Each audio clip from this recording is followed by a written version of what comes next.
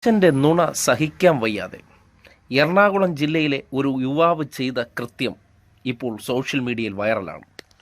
ഇന്നിപ്പോൾ നടത്തിയ ഹെലികോപ്റ്റർ ബിരിയാണി വാർത്താ സമ്മേളനം കണ്ടതിന് ശേഷം നേരെ പിറവം പാലത്തിലേക്ക് ചെല്ലുന്നു. അദ്ദേഹം ചെയ്ത പ്രവൃത്തി നിങ്ങൾ തന്നെ കണ്ടോളൂ.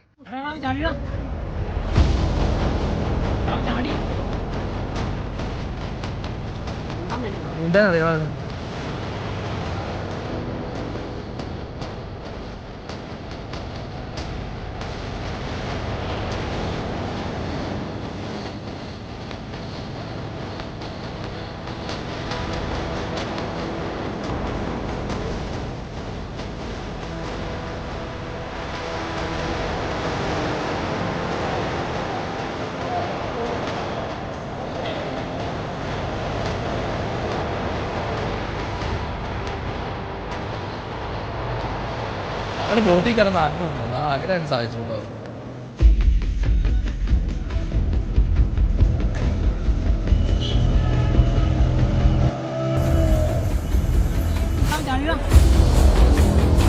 അവിടുന്ന് ആൾക്കാർ മേളിൽ നിന്ന് വിളിച്ചു പോയി. ആ ചായ മറ്റേ നമ്മുടെ ഹോട്ടലിൽ നിന്ന് മേളിൽ നിന്ന് ഫ്ലൈറ്റ് ഇരിക്കുന്നതിൻ്റെ അവിടുന്ന് വിളിച്ചു പോയി.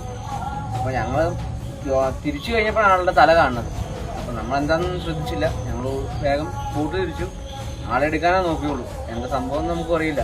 പിന്നെ വേഗം എടുത്തു ബോട്ടി വലിച്ച് കയറ്റിയിട്ടെന്നേ ഉള്ളൂ. Last time മുങ്ങിയായിരുന്നു.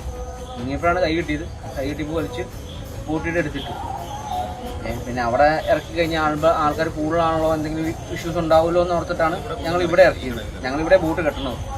ഇവിടെ ഇറക്കി കഴിഞ്ഞപ്പോൾ അവരുടെ തന്നെ ആൾക്കാർ വന്നു. ഇവൻ ഇതെന്ന് വെച്ച് ആളെ അറിയാവുന്ന ആളെന്ന് പറഞ്ഞാൽ അവർ തന്നെ കൊണ്ടുപോവുകയും ചെയ്തു. ആൾക്ക് ആളപായോ കാര്യങ്ങളോ വേറെ ഇഷ്യൂസൊന്നുമില്ല.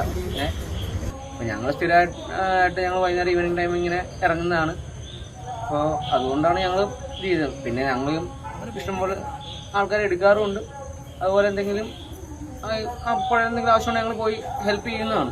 ഞങ്ങൾ സത്യം പറഞ്ഞാൽ ആൾക്കാർ വിളിച്ചപ്പോഴാണ് ഞങ്ങൾ കണ്ടത്. ഒരാളെ രക്ഷിക്കുക എന്നുള്ളത് നമ്മൾ കണ്ടല്ലോ. ഇനി ജീവിച്ചിരിക്കേണ്ടെന്നങ്ങ് തീരുമാനിച്ച് ആ ചെറുപ്പക്കാരനടുത്ത് നേരെ ആറ്റിച്ചാടുകയായിരുന്നു.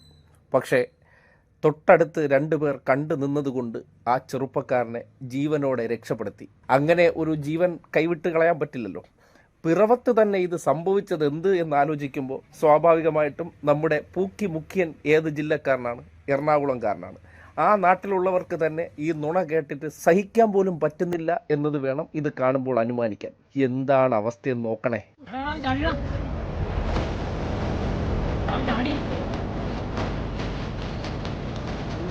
എന്താ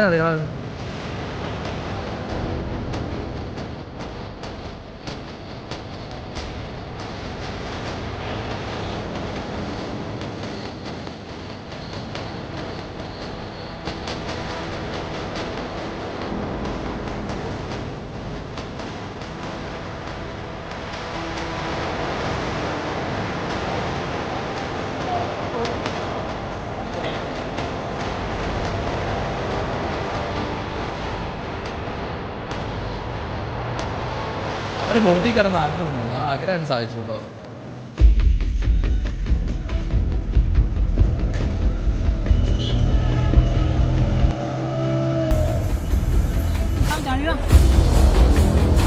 അവിടുന്ന് ആൾക്കാർ മേളിൽ നിന്ന് വിളിച്ചു പോയി. ആ ചായ മറ്റേ നമ്മുടെ ഹോട്ടലിൽ നിന്ന് മേളിൽ നിന്ന് ഫ്ലൈറ്റ് ഇരിക്കുന്നതിൻ്റെ അവിടുന്ന് വിളിച്ചു പോയി.